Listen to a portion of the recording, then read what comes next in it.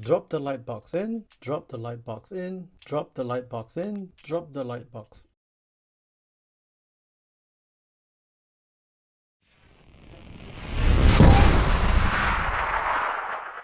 Hey Transformdom, this is Ben here in China, and today we're going to take a look at the NewAge number 21 Communications Scaramanga. This is NewAge's legend scaled interpretation of Soundwave. And here's the box from the front, one side, other side, bottom, top, and back. So let's crack this guy open. Rumble and Frenzy's accessories. What the heck? What is this? Extra sets of hands. And here's the toy.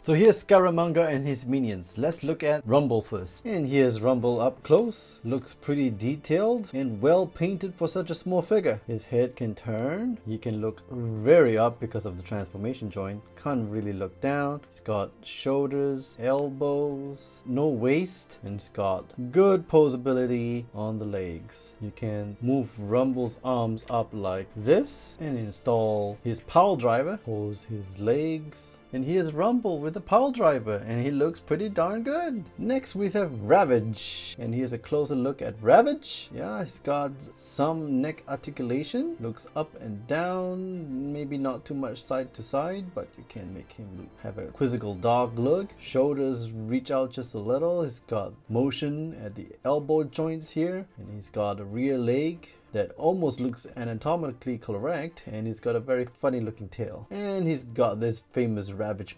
missiles. And here's Ravage. And now we have Laserbeak, and Laserbeak looks pretty darn nice. Very good neck articulation, looks up and down, looks left and right, and the wings doesn't flap up but does flap down a little bit, and not much of a flapping motion, no legs, but looks pretty darn good. So here's Laserbeak. There's also this little light box. What you need to do is to unscrew this, open everything up. It might be a little hard to open it up at first, and in here you will see this little light board that needs a CR927 battery. Insert the battery in. You can test the light, place the light board back, put the button down back, and make sure you test it and screw everything back. Now you can turn the switch on, drop the light box in, close it up, and here's the light box inside. And here's how it looks under the dark lights. There's also this little accessory piece that you can insert into Soundwave like so. And Soundwave comes with additional action pose hands. You can just twist the hands out from the sprue, pull the hands out, and clip it in. Make sure you remove these hands when you want to transform Scaramanga. There's also another set of hands. The right side is a pointy hand, and then the left side is like a curled up hand. And here's Soundwave with the curly hands. And now for the main event, we've got Soundwave. Now he's got his little missiles that you can attach. I want to say that he is painted too all over. Feels pretty heavy, especially the bottom. It doesn't feel like there's any die cast, but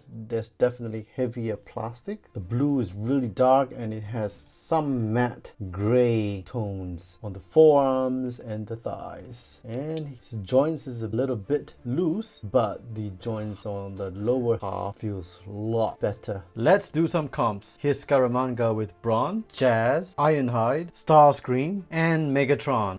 Initiating Vizscan technology. Using my Vizscan tech, here are the painted up bits: the head, the eyes, the visor, the faceplate, the yellow chest bits, the jack button, the blue body, the controls on the crotch, the silver bit here, the red stripes, the blue parts on the legs, the gray pieces here, the yellow knees, the gray shins, and the metallic gray feet. Compiling Toon Screen technology. Using my Toon Screen tech, here are the Toon Accurate bits: the shoulder cannon, the helmet, the yellow horizontal lines on the chest, the sculpt of the biceps and shoulders, the auto sculpt of the forearms and elbow guards, the fist, the hips, the small detail up here on the thighs, the knees, the yellow bits under the knees, and the feet. For the non-Toon bits, the eyes and mouthpiece look slightly off, the size of the cassette deck, the spacing on the buttons down here, the gun, and the height of this side leg piece.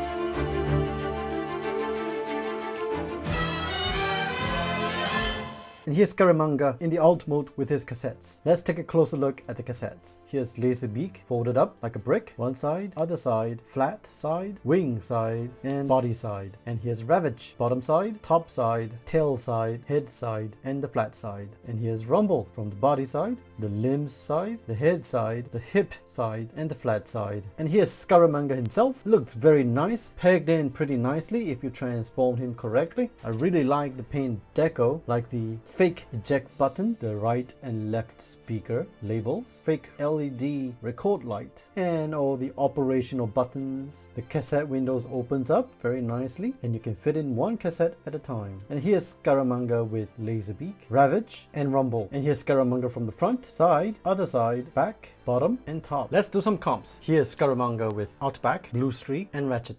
Initiating Viscan technology. Using my Viscan tech, here are the painted app bits. The entire figure is painted, most notably on the fake eject button, the deck windows, yellow horizontal lines here, the grey accents here at the sides, the fake record light, the operational buttons, as well as the grey accents at the bottom. Compiling tune screen technology. Using my Tune Screen Tech, here are the Tune Accurate bits, the eject button, the yellow horizontal lines here, the yellow paint on the cassette window, grey painted pieces here on the front side, operational buttons, maybe the line detail that you can't quite see here, and how the grey accents here are painted at the bottom. For the non-tune bits, how the speaker system here is displayed, the left and right labels, maybe the spacing of the buttons, and this line work down here at the bottom.